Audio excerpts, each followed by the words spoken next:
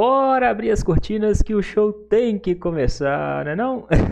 Olá, senhoras e senhores, sejam muito bem-vindos, bem-vindas a mais um vídeo da Central dos Números. No vídeo de hoje eu vou resolver com você a prova que acabou de acontecer, prova de raciocínio lógico quantitativo do IBGE para os cargos de agente censitário operacional e coordenador censitário sub-área. Essa prova que foi organizada pela Fundação Getúlio Vargas. Se você quiser ver outras provas do IBGE que estão disponíveis aqui no canal, dá uma conferida nessa playlist que vai aparecer aqui agora para você. Valeu? Antes da gente começar, preciso te pedir para me ajudar a chegar nos 50 mil inscritos. Se inscreve aqui nesse canal, dá sua força. Vamos ajudar essa comunidade a crescer ainda mais. Conto com a sua ajuda e mais. Todo mundo que está inscrito aqui no canal tem um privilégio, eu respondo a todos os inscritos aqui do canal. Então, se por acaso você tem dúvidas em alguma questão, você pode deixar seu comentário, que se você tiver inscrito aqui do canal, com certeza eu vou te responder tentando te ajudar. Fechou? Então, dá a sua força, se inscreve aí, clica nessa carinha aqui do lado, clica em inscrever-se. Combinado? Agora sim, a gente vai às 10 questões dessa prova. Vem comigo, essa primeira questão dizia: Antônio tem que visitar 120 clientes esse mês. Ele já visitou 35% dos clientes até agora. O número de clientes que Antônio ainda tem que visitar para cumprir sua meta é qual? Então a gente tem aqui uma questão de porcentagem. Ele já visitou 35% dos 120 clientes. Quanto que falta para ele visitar então?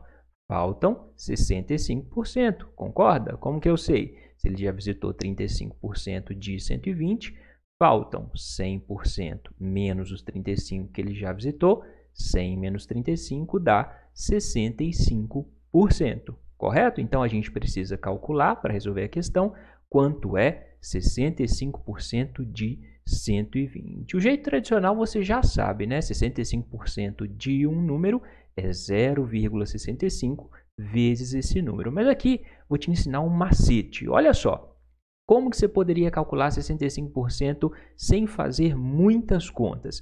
50% de qualquer número é a metade desse número. Então, 50% de 120 é 60. Bom, a gente quer 65%. Se eu já sei 50%, falta 15%. Vai para o truque dos 10%. Quanto é 10% de qualquer número? Para calcular 10% de qualquer número, basta andar com a vírgula uma casa para a esquerda. Lembra sempre disso, 10% de qualquer número anda com a vírgula uma casa para a esquerda. Então, 10% de 120 é 12, né? Eu andei com a vírgula que estava aqui depois do zero para a esquerda, virou 12, certinho?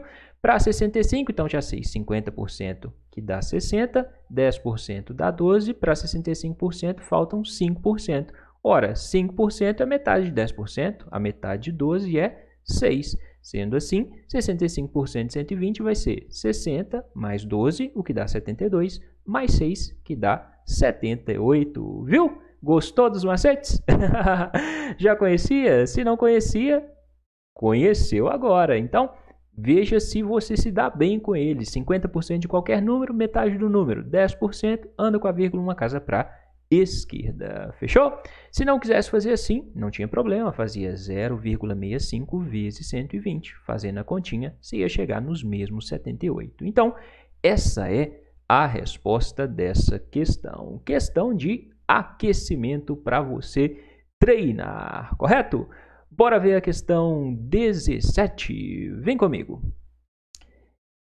Sabe-se que 3 recenseadores com a mesma capacidade de trabalho entrevistam 360 pessoas em 8 dias.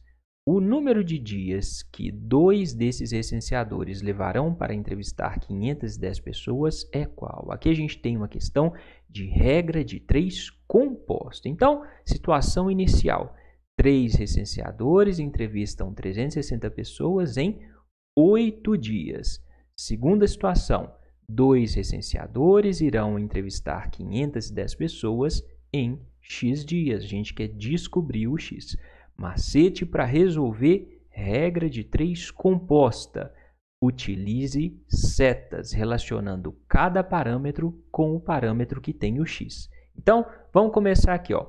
Quanto mais recenseadores... Não, aqui está descendo. Então, quanto menos recenseadores estiverem trabalhando, mais dias eles vão gastar para entrevistar todas as pessoas. Concorda? Se esses recenseadores trabalharem mais dias, eles vão entrevistar mais ou menos pessoas. Se eles trabalharem mais dias, eles vão entrevistar mais pessoas. Então, põe a seta subindo. Desenhou as setas? Siga o sentido das setas. Aqui a seta está vindo de cima para baixo. Então, você vai pegar o número de cima e dividir pelo número de baixo. Aqui a seta está vindo de baixo para cima. Então, você vai pegar o número de baixo dividir pelo número de cima. Vamos fazer isso? 3 dividido por 2, multiplica pelo de baixo dividido pelo de cima, 510 dividido por 360, igual ao x. O x está vindo de baixo para cima, então vai ser x dividido por 8. Certinho? Agora é só fazer conta. O que a gente pode fazer aqui? Ó? Posso simplificar esse 0 com esse 0, vai sobrar 51 e 36. O 36, posso dividir aqui por esse 3, né? 3 dividido por 3 dá 1. 36 dividido por 3 dá 12. Então, vai sobrar 51 dividido por 2 vezes 12. 2 vezes 12 dá 24, correto? 1 vezes 51 dividido por 2 vezes 12 é igual a x sobre 8. Eu posso pegar esse 8 que está dividindo o x e passar para o de cá? Posso, se ele está dividindo só o x, posso pegar, passar ele para o outro lado, multiplicando o numerador. Então, vou ficar com 8 vezes 1, que dá 8, vezes 51. 2 vezes 12 dá 24, certinho? 8 vezes 51, 408. 408 dividido por 24 dá 17. Ou seja, esses recenseadores vão gastar 17 dias para executar essa tarefa. Entendido? Se tiver entendido, deixa o joinha aí nesse vídeo. Por favor, deixa o joinha no vídeo para o vídeo chegar para mais pessoas. E, claro, compartilha com aquela pessoa que você quer que passe no concurso junto com você. Ou, se você conhece alguém que está se preparando para esse tipo de concurso, manda esse vídeo para essa pessoa. Pode ser? Fechou? Bora ver a questão 18? Vem comigo. Marlene comeu inicialmente 1/4 da barra de chocolate que comprou. Depois, comeu 1/3 do que tinha sobrado. A fração da barra de chocolate que Marlene ainda tem para comer é qual? Então, vamos desenhar essa barra de chocolate, né? A Marlene comeu inicialmente 1/4 da barra. Então, vamos dividir a barra em 4. Tem uma barra lá de chocolate com 1, 2, 3, 4 pedaços. Se ela comeu 1/4 da barra, ela comeu 1 pedaço dos 4. Concorda? Comeu 1/4, ela comeu 1 pedaço dos 4. Vamos supor que ela comeu esse pedaço vermelho. Quanto que sobram? Sobram 3 pedaços. Depois, a Marlene comeu 1/3 do que tinha. Ou seja, ela comeu 1 pedaço desses 3 que sobraram. Certo? 1/3 do que tinha. 1 pedaço desses 3. Se ela tiver comido esse pedaço amarelo, vão sobrar 2 pedaços. Então, quanto de chocolate que sobrou? Sobraram 2 pedaços de um total de 4 pedaços, certo? Sobraram 2 dos 4 pedaços. Sobraram 2 dos 4 pedaços iniciais. Sendo assim, a fração é 2 dividido por 4, 2/4. 2/4 é a mesma coisa que meio. Por quê? Posso simplificar essa fração por 2. Posso dividir tanto 2 quanto 4 por 2. 2 dividido por 2 dá 1. 4 dividido por 2 dá 2. Certinho? Não gostou desse raciocínio? Faz a continha direto, né? Quem tem mais facilidade já faz a continha. Se ela comeu inicialmente 1/4, sobraram 3/4. Concorda? Por quê? 1 inteiro, 4/4. 4 dividido por 4 não dá 1? Isso significa que aqui a gente tem 1 inteiro. Por que eu escolhi 4/4, não 5/5 ou 3/3? Porque a gente está trabalhando com 1/4. Ela comeu 1/4 de 1 inteiro. 1 inteiro, 4/4 menos 1/4 vai dar 3/4. Entendido? Depois, comeu 1/3 do que tinha sobrado, certo? Se ela comeu 1/3, quanto que vai sobrar? 1 inteiro 3 terços menos o tanto que ela comeu, 1 terço, dá 2 terços, sobram 2 terços. Sendo assim, quanto de chocolate que sobrou? Sobraram 2 terços dos 3 quartos que ela tinha, que tinha sobrado antes, certo? Aí faz 2 terços vezes 3 quartos. 2 terços vezes 3 quartos, simplifica esse 3 com esse 3, vai sobrar 2 sobre 4. De novo, divide por 2, 2 dividido por 2 dá 1, 4 dividido por 2 dá 2. Então, essa é mesmo a resposta dessa questão, certinho? Muita gente tem dúvidas em questões de fração. Por isso, aqui embaixo na descrição do vídeo você vai encontrar outra questão de fração para você treinar. Fechado? Se você tem dúvida nesse tipo de questão, pega outras questões para treinar. Aqui embaixo na descrição, clique em mostrar mais. A descrição do vídeo vai se abrir e você vai encontrar o link de outra questão para você treinar. Fechou? Bora ver a questão 19. Ricardo, João e Pedro marcaram um encontro em determinada hora de certo dia. Aconteceu que Ricardo chegou meia hora depois do Pedro, João chegou 12 minutos depois da hora marcada, Pedro chegou 8 minutos antes da hora marcada. O tempo que João esperou até Ricardo chegar foi de quantos minutos? Bom, para facilitar esse problema, vamos estabelecer um horário qualquer que eles tenham marcado, né? Vamos supor que eles marcaram às 10 horas. Quer escolher outro horário? Pode escolher, escolhe 11 horas, meio-dia, qualquer horário que você quiser. O problema vai dar a mesma resposta. Mas eu estou te dando essa dica para escolher um horário, porque escolhendo um horário você vai conseguir montar o raciocínio mais facilmente. Se não quisesse escolher um horário, não precisava, tá bom? Mas aqui no vídeo eu vou propor a resolução escolhendo um horário, vou escolher especificamente 10 horas para ficar mais fácil de você visualizar o raciocínio, certinho? O problema disse que o Pedro chegou 8 minutos antes da hora marcada. Então, se eles tivessem marcado às 10 horas, o Pedro chegou 8 minutos antes. O Pedro chegou, então, 9h52. Concorda? 8 minutos antes das 10 horas, que é o horário que eu escolhi para eles terem chegado, certo? Depois o problema disse que o Ricardo chegou meia hora, 30 minutos depois do Pedro. Se o Pedro chegou 9h52, então que horas que o Ricardo chegou? 30 minutos depois. 9h52 mais 30 minutos. 30 minutos mais 52 minutos dá 82 minutos. 82 minutos é mais de uma hora, né? Uma hora não tem 60. Separa aqui o 82 em 60 mais alguma coisa. 82 menos 60 dá 22. Então, eu vou ter 9 horas e 60 mais 22 minutos, correto? 60 mais 22 dá esses 82.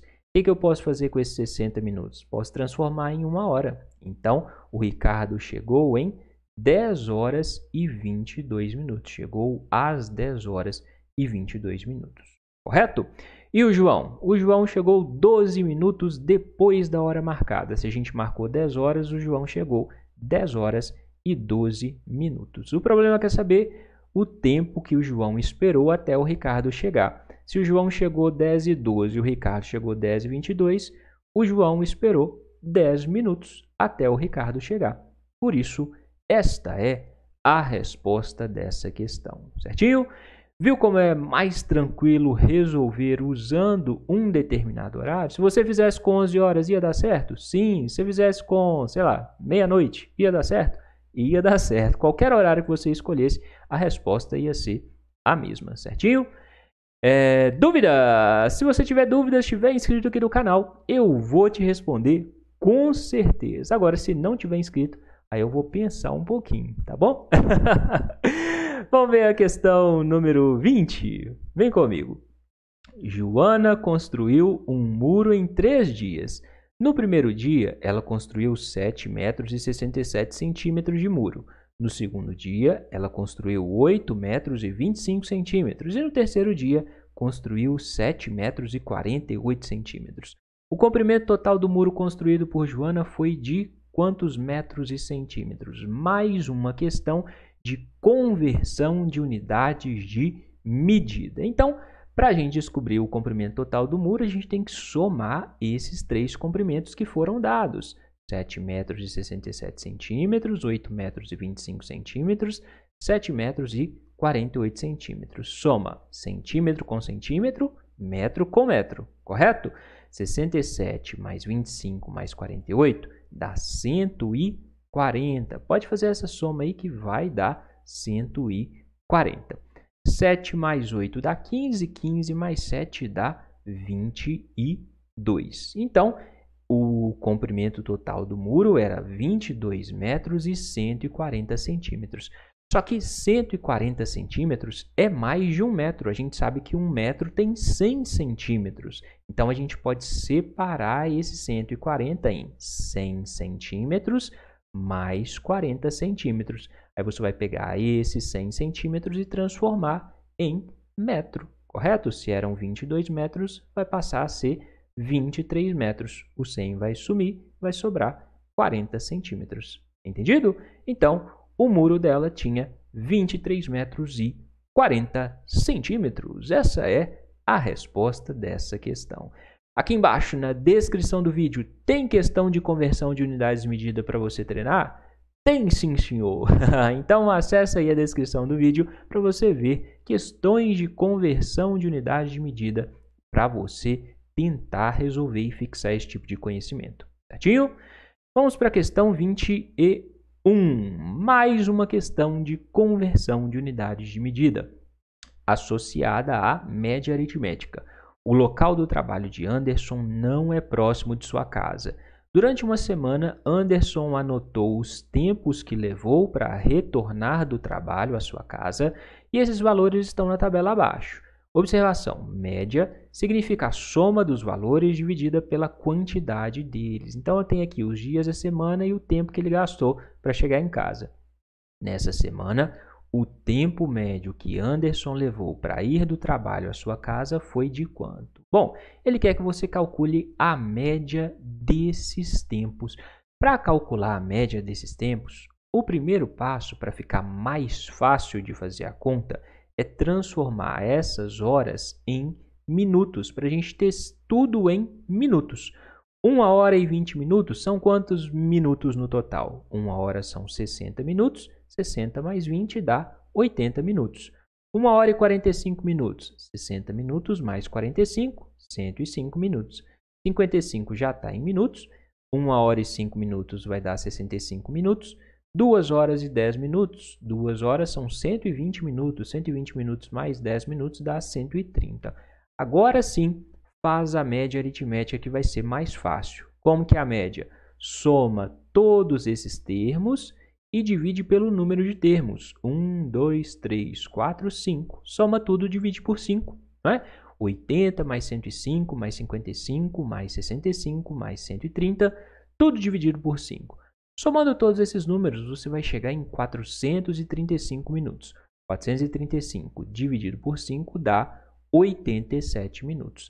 Agora, transforma esses 87 minutos em horas e minutos. Como que a gente faz isso? 1 hora não tem 60 minutos? Separa o 87 em 60 mais alguma coisa. 87 é 60 mais quanto? É 60 mais 27. 60 mais 27 dá 87. Correto? Esse 60 transforma em hora. Vou ter 1 hora e 27 minutos. Esta é a resposta dessa questão. Entendido?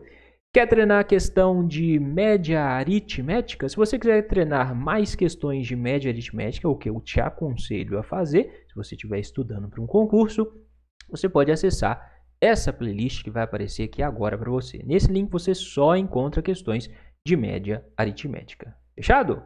Bora ver a questão 22. Questão de negação lógica. Considere a sentença: Rubens tem mais de 18 anos e sabe dirigir. Então, aqui a gente tem uma proposição com o conectivo e, que é a conjunção. Como que a gente nega essa sentença? Negação da conjunção, negação do e. Como que você nega? Você vai negar tudo e trocar o conectivo e pelo conectivo ou, vai trocar a conjunção pela disjunção. Então, bora fazer a negação dessa conjunção. Negar tudo. Vamos negar que Rubens tem mais de 18 anos. Basta a gente dizer que Rubens não tem mais de 18 anos. Rubens não tem mais de 18 anos. Troca o E pelo OU. Onde tinha E, coloca OU. Rubens não tem mais de 18 anos. Ou nega a segunda parte. Sabe dirigir? Não sabe dirigir. É a negação. Certinho? Então, a nossa resposta vai ser Rubens não tem mais de 18 anos ou não sabe dirigir. Esta é a resposta dessa questão. Simples assim. Certinho? Simples, obviamente, para quem estudou. Nesse caso aqui, de negação, equivalência lógica, o jeito mais fácil de você acertar na prova é, infelizmente, decorando os principais casos. Dói meu coração ter que falar isso, mas, infelizmente, para você ganhar tempo na resolução da prova, é mais fácil você decorar os principais casos de negação lógica e de equivalência lógica para não perder tempo na hora da prova. Fechado? Bora ver a questão 23. Outra questão de lógica. João, o dono da casa, atende Célio, o recenseador. Início da entrevista. Quantas pessoas moram nessa casa? O João responde: 3. Eu, que me chamo João, minha esposa Maria e meu primo Pedro. Célio pergunta: todos trabalham? Ele diz: não.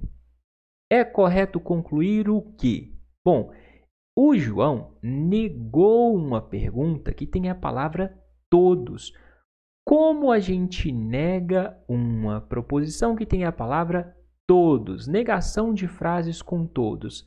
Para que a gente negue uma frase com todos, basta que exista alguma pessoa que não faça aquilo. Por exemplo, você fala assim: todos os pássaros são azuis. Como que a gente pode negar isso? Todos os pássaros são azuis. Basta existir um pássaro que não seja azul para a gente negar. Se existirem 2 pássaros verdes, a gente vai estar negando também? Vai. Então você tem que falar que existe algum que não é, ou pelo menos um não é. Entende? Então, o que a gente pode concluir quando ele disse que não, nem todos trabalham? Nenhuma das 3 pessoas trabalha? A gente não pode concluir isso. Tá bom? Apenas uma das 3 pessoas não trabalha? A gente não pode concluir isso. Apenas uma das 3 pessoas trabalha? Não sei te falar. Agora, pelo menos uma das 3 pessoas não trabalha? Sim, essa é a resposta da questão. Quando ele diz que todos trabalham, não, a gente com certeza pode falar que pelo menos uma das 3 pessoas não trabalha. A gente não sabe se é uma só, se são 2 ou se são as 3. A gente sabe que, no mínimo, uma das 3 não trabalha. Entendido? Dúvida? Se tiver dúvidas, pergunte. Se tiver entendido, larga o joinha aí nesse vídeo. Não clicou no joinha? Clica no joinha, por favor. Bora ver a questão 24. Talvez essa seja a questão mais difícil dessa prova, porque exigia que você conhecesse a equivalente da condicional. Considere a sentença: se corro ou faço musculação, então fico cansado. A gente tem aqui a proposição com o se, então, que é a chamada condicional. Uma sentença logicamente equivalente a essa é qual? Bom, você já sabe quais são os principais casos de equivalência das proposições que têm o se, então, das condicionais? Se não sabe, guarde esses 2 casos que eles vão te salvar em muitas provas. Equivalente da condicional, equivalente do se, então. Para você construir a equivalente da condicional, você tem 2 casos possíveis. Ou você vai voltar ao se então, voltar na frase do se então, negando tudo, ou seja, se corro ou faço musculação, então fico cansado, você começa assim: Se não fico cansado, então nego isso aqui, certinho? Volta, lê de trás para frente, negando tudo. Esse é um caso de equivalente da condicional. Outro caso de equivalente da condicional é o famoso caso da neuma, né-ou-ma. Por que né ou ma? Nesse caso, você vai negar a primeira parte, negar a parte do se, trocar o se então por ou e manter a segunda parte, manter a parte do então. Entendido? Olhando as alternativas aqui, não tem nenhuma que começa com se não fico cansado, ou seja, vou estar negando tudo. Não tem nenhuma que começa. Então, a gente vai procurar alguma que tenha o caso da neuma. Nega o se, troca o conectivo por ou e mantém a parte do então. Vamos negar a parte do se. Se corro ou faço musculação, a gente tem que negar essa disjunção, ou seja, eu precisava saber como nega a disjunção, como nega uma proposição que tem o ou. Negar, corro ou faço musculação. Para negar essa disjunção, você vai negar tudo e trocar o ou por e. Regra de negação da disjunção, negação do ou. Nega tudo e troca o ou por e, troca a disjunção por uma conjunção, certinho? Como que a gente nega tudo? Você fala que corre. Para negar isso, basta você falar que não corre. Não corro. Não corro, troca o ou por e, nega, faço musculação. Não faço musculação. Então, a gente vai ter não corro e não faço musculação. Aí, volta aqui para o caso da neuma. Troca o conectivo se, então, por ou. Então, aqui você vai escrever ou. E mantém a parte do então. A parte do então é fico cansado. Então, repete. Fico cansado. Certinho? A resposta vai ser não corro e não faço musculação ou fico cansado. Entendido? Dúvidas? Disse para você, talvez essa tenha sido a questão mais difícil dessa prova. Por quê? Exigia que você tivesse vários conhecimentos de equivalência da condicional. Então, mostrei para você 2 casos mais cobrados e negação da disjunção. Tinha que saber equivalente e negação na mesma questão. Certinho? Bora ver aqui embaixo na descrição do vídeo, tem outras questões de equivalência, de negação para você treinar. Dá uma revisada, tenta decorar os principais casos e depois pega essas questões para você ver se você de fato aprendeu. Certinho? Bora ver a última questão dessa prova, que também é uma questão capciosa de exigir que você tivesse noção de direita e esquerda. Vê se pode.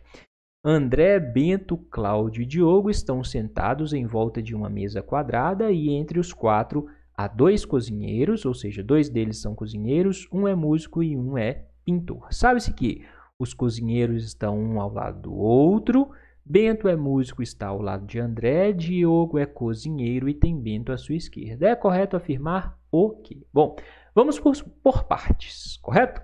Os cozinheiros estão um do lado do outro. Beleza, isso não ajuda muito a gente nesse momento. Depois disse que o Bento é músico, então escreve lá na prova. Bento é músico e está ao lado de André. Então, se o Bento é músico, o André não pode ser o músico, certo? Então, o André ou vai ser cozinheiro ou vai ser pintor. E a gente sabe que ele está do lado do Bento. Qual lado? Não sei. Depois fala, Diogo é cozinheiro e tem Bento à sua esquerda. Ora, já localizou o Bento, está à esquerda do Diogo. Vamos desenhar essa mesa, então? Mesa quadrada com 4 pessoas muito desconfiadas, muito espertas, né?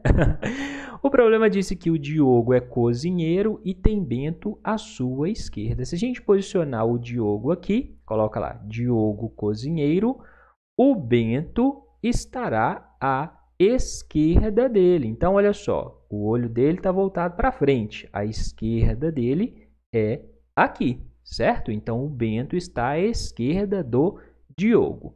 O Bento a gente sabe que é músico, certinho? Bom, a gente sabe também que o Bento é músico, está do lado do André. Isso significa que o André está onde? Que o André está aqui. O André só pode estar aqui, porque do outro lado do Bento já tem o Diogo, certo? Então, o André estará aqui. O André estará aqui e o André vai ser cozinheiro ou pintor? O André vai ser pintor. Por quê?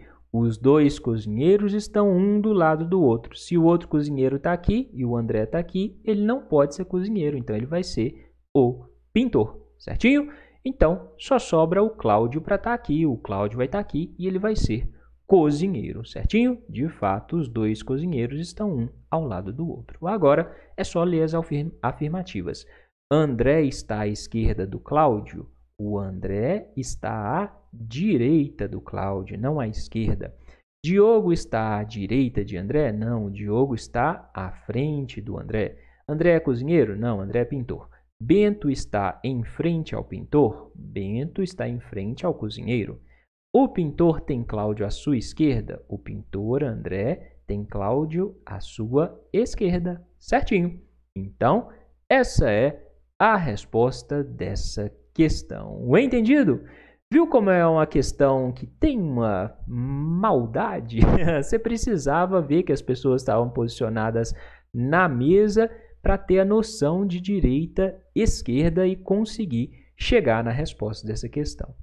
É isso, pessoal. Essas eram as 10 questões dessa prova. O que você achou? Uma prova relativamente tranquila de lógica quando comparada a outras provas do IBGE que você pode conferir naquela playlist deixada lá no início do vídeo, certinho? Bom, desejo então muito sucesso a você. Se você puder se inscrever aqui no canal, eu vou ficar muito feliz, porque a gente já está chegando nos 50 mil inscritos. Então eu conto com você para fazer parte dessa comunidade. Deixe o seu joinha, compartilhe esse vídeo nas redes sociais e bora estudar para passar no concurso, né não? É isso então, bons estudos e até a próxima!